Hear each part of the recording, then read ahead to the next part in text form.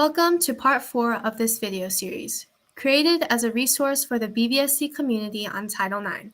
Part 4 will cover Title IX and its application in athletics. Hi, I'm Bella. I am a member of the 2023 to 2024 Student Title IX Council.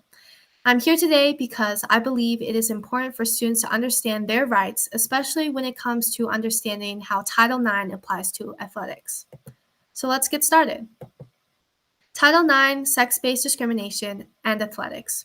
Title IX requires institutions to provide equal athletic opportunities for all students regardless of sex and to effectively accommodate students' athletic interests and abilities.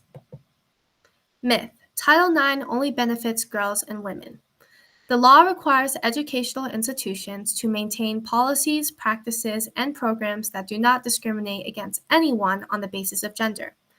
The reason why women and girls have received more attention in regards to the elimination of discrimination is because historically females have faced greater gender restrictions and barriers in education.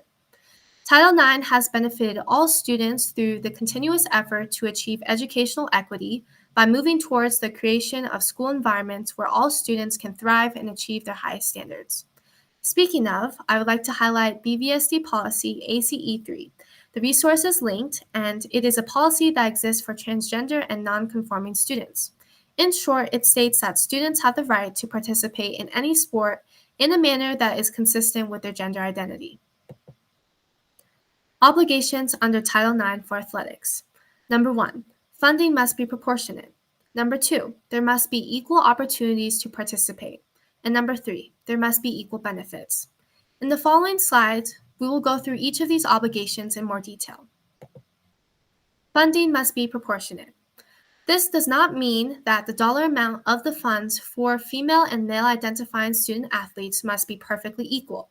Instead, the amount of funding to each sex must be substantially proportionate to the participation rates of men and women.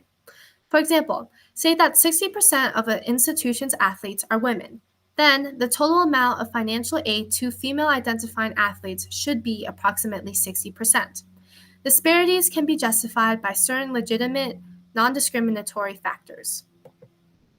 Myth: Title IX requires the same amount to be spent on men and women's sports. Legitimate and justifiable discrepancies for non-gender related differences in sports can be taken into account. For example, the differing costs of equipment or event management expenditures.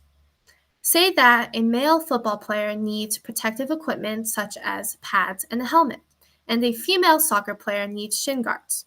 Title IX does allow for a discrepancy in the cost of the equipment as long as both the football and soccer player receive the same quality of equipment. Equal opportunity to participate. Number 1, the number of male and female athletes must be substantially proportionate to their respective enrollments. Number 2, the institution has a history and continuous practice of expanding participation opportunities responsive to the developing interests and abilities of the underrepresented sex. For example, boys volleyball or girls wrestling. Number 3, the institution must be fully and effectively accommodating the interests and abilities of the underrepresented sex. Myth: Title IX mandates that a decrease in opportunities for male athletes be made in order to provide an increase in opportunities for female athletes. Title IX does not require reductions in opportunities for male identifying student athletes. Eliminating men's sports programs is not the intent of Title IX.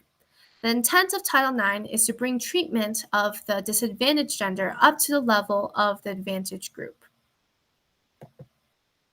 Take a moment to look at this acronym, Playing Fair, which lists out all the different equal benefits that athletes have the right to under Title IX regardless of gender. Some topics that I would like to highlight and sample questions that you can ask your school to verify your equal benefits are: do boys and girls teams both have a reasonable opportunity to compete before an audience? Do athletes on girls and boys teams use equivalent modes of transportation when traveling to away games or competitions? Does your school provide equivalent coverage for boys and girls teams and athletes on its website, social media, or other publicity?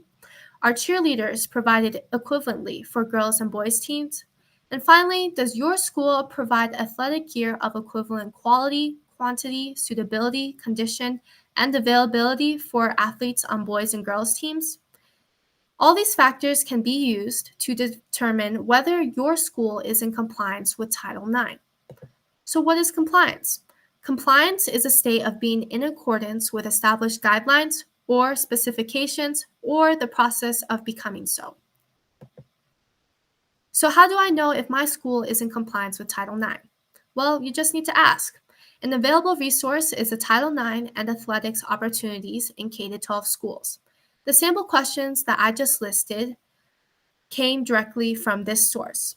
This resource is a guide that contains information that explains the rights that students have to participate in interscholastic, intramural, or club athletic programs free from discrimination based on sex, and may help you evaluate whether your school's athletic program is providing equal opportunity consistent with Title IX.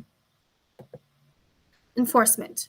Remember, if you believe your school is failing to comply with Title IX, you can take the following action.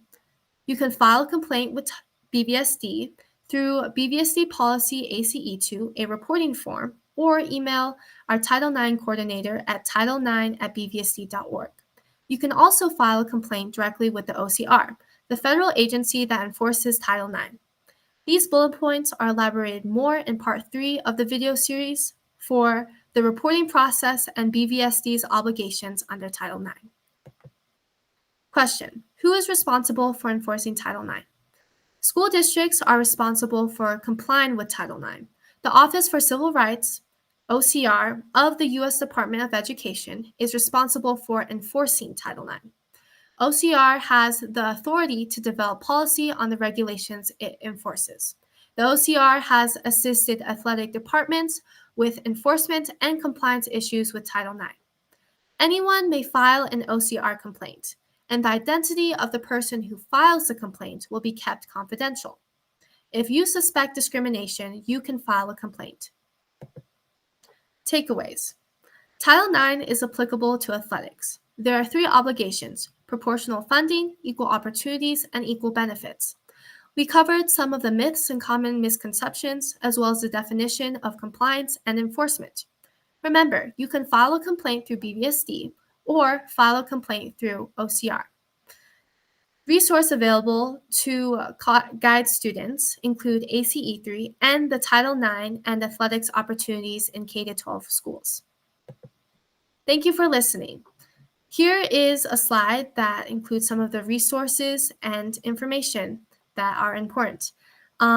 This QR code takes you to the BVSD policy ACE2, the reporting form, and remember, you can always email our Title IX coordinator at title9@bvsd.org.